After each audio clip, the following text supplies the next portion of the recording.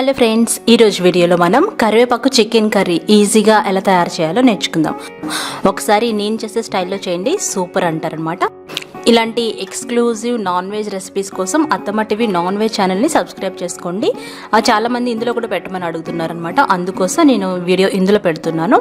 ఓకేనా? మరి ఈ కూర ఎలా వండానో చూద్దామా. 1/2 kg శుభ్రంగా కడిగిన చికెన్ని తీసుకోవాలి. అందులో 1 టేబుల్ స్పూన్ కారం, ఇక్కడ నేను ఆడించిన కారం తీసుకున్నాను కాబట్టి కొంచెం కలర్ తక్కువ ఉంది. తర్వాత 1 టీ స్పూన్ పసుపు, రుచికి సరిపడా ఉప్పు చికెన్లో వేసుకోవాలి. అందులోనే చికెన్ మసాలా పొడి 2 టీ స్పూన్లు వేసుకోవాలి. దీని లింక్ నేను డిస్క్రిప్షన్ బాక్స్లో ఇస్తాను, చూడండి, అది చాలా బాగుంటుంది. ఆ తర్వాత 2 రెబ్బల కరివేపాకు కూడా ఈ చికెన్లో వేసుకోవాలి. అందులో 2 టేబుల్ స్పూన్ల అల్లం వెల్లుల్లిపాయ పేస్ట్ వేసుకోవాలి. ఇక్కడ నేను ఫ్రెష్గా తయారు చేసి ఫ్రిడ్జ్లో పెట్టుకున్నదనమాట. ఇంకో ఇంపార్టెంట్ ఇంగ్రీడియంట్ 2 టేబుల్ స్పూన్ల పెరుగు వేసుకోవాలి. పెరుగు వేయడం వల్ల ఈ నాన్ వెజ్ కూరలు మంచి రుచి వస్తాయండి. ఇలా బాగా కలిపేసి మూతపెట్టి ఒక 15 నిమిషాలు మ్యారినేట్ చేసి పెట్టుకోండి. ఈ కూర కోసం మనం ఒక మసాలా రెడీ చేసుకోవాలండి. ఆ మసాలా కోసం ఒక కడాయి పొయ్యి మీద పెట్టి అందులో 1 టేబుల్ స్పూన్ నూనెని వేడి చేయాలి. నూనె వేడైన తర్వాత అందులో 3 ఎండుమిరపకాయలు, 7 పచ్చిమిరపకాయలు వేసుకోవాలి. ఈ కూరకి కారం ఇవే అన్నమాట. అందులో 4-5 రెబ్బల కరివేపాకు వేసుకోవాలి. లో ఫ్లేమ్లో పెట్టుకొని ఒక 5 నిమిషాలు బాగా వేయించుకోవాలి. బాగా వేగిన తర్వాత చల్లారి పెట్టుకోవాలి.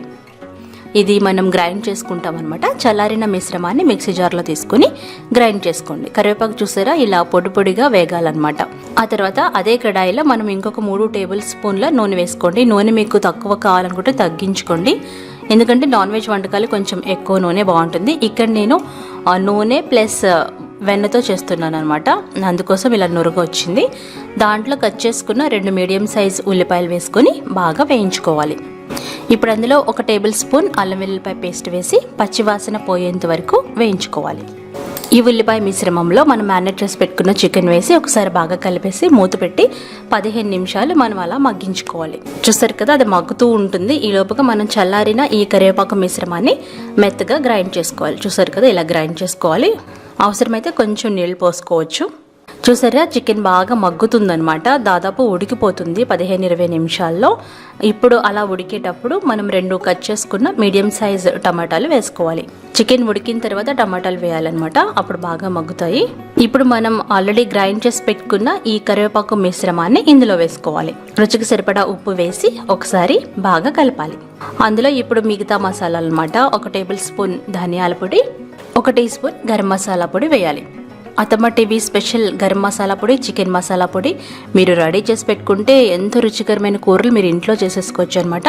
వాటి లింక్స్ నేను డిస్క్రిప్షన్ బాక్స్లో ఇస్తాను. ఇలా మూత పెట్టేసి మరొక 10-15 నిమిషాలు మగ్గించుకోవాలి. చికెన్లో చాలా వాటర్ ఉంటాయి, అవన్నీ ఇలా బయటకు వస్తాయి అనమాట. అంటే వాటర్ వచ్చి ఎగిరిపోవాలి. అలా ఎగిరేంత వరకు మనం ఈ కూరను మగ్గించుకోవాలి.